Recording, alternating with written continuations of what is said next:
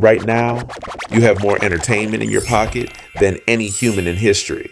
Videos, music, games, Messages. endless scrolling, and somehow you still get bored. So here's the strange question. How did ancient humans kill boredom? Before entertainment existed, no phones, no screens, no books, no cities, no jobs, no internet, Just firelight. darkness, silence. And a brain that refused to stay quiet. For a long time, people imagined ancient life as nonstop survival.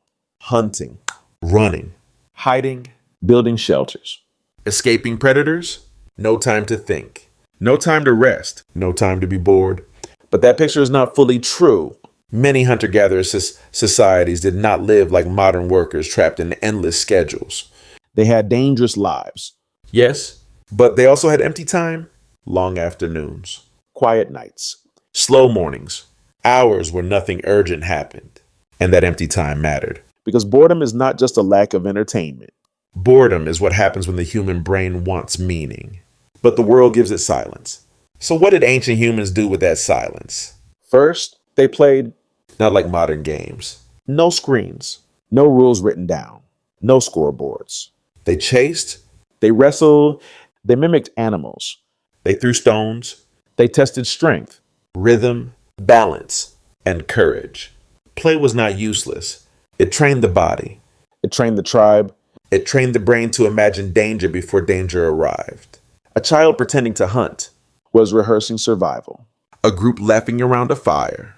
was strengthening trust. Boredom became practice, but play was only the beginning. At some point, an ancient human picked up a shell. A bone or a stone, and did something strange. They decorated it. They carved lines, Made beads, painted bodies. marked cave walls. These things were not food. They were not weapons. They were not shelter. They were meaning.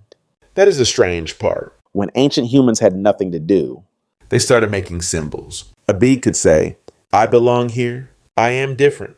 I am part of this group. I remember someone, modern people call it art, but maybe the first artist was just someone bored enough to notice beauty. and patient enough to shape it. Then came sound, A hollow bone, a stretched hide, hands clapping near a fire. feet hitting the ground in rhythm. Before playlists, Before speakers, before concerts, humans made music from whatever the world gave them. Why? Because rhythm does something powerful to the brain. It turns chaos into pattern. It makes the body move together. It makes strangers feel like a tribe. A beat can calm fear. a chant can carry grief. A melody can make darkness feel less empty. Ancient humans did not just kill boredom with music. They used music to survive their own emotions. And then boredom did something even bigger. It opened imagination. Think about it. You cannot truly feel bored unless your mind can imagine another version of reality. Something else could happen. Somewhere else could be better. Tomorrow could be different. The thing beyond the mountain might matter. That is not a small mental ability. That is the beginning of the future. A bored ancient human staring at fire was not just wasting time. Their mind was simulating worlds. What if the hunt fails? What if the storm returns? What if the dead are still somewhere? What if the stars mean something? Those questions are not entertainment. They are the roots of religion, science, and storytelling. And around the fire, Stories became the greatest boredom killer humans ever invented. Someone remembered a hunt. Someone exaggerated it. Someone warned the children. Someone explained the thunder. Someone turned fear into myth. this is where boredom becomes civilization. Because stories allowed humans to live inside events that were not happening anymore, or had not happened yet. A story could teach danger without injury. It could keep ancestors alive. It could make a tribe feel chosen, protected. Connected. Modern humans binge watch stories. Ancient humans became human by telling them. But there is one more uncomfortable truth. Ancient boredom was not empty. Modern boredom often is. Today, When silence appears, we attack it. We grab the phone, open a video, check a message.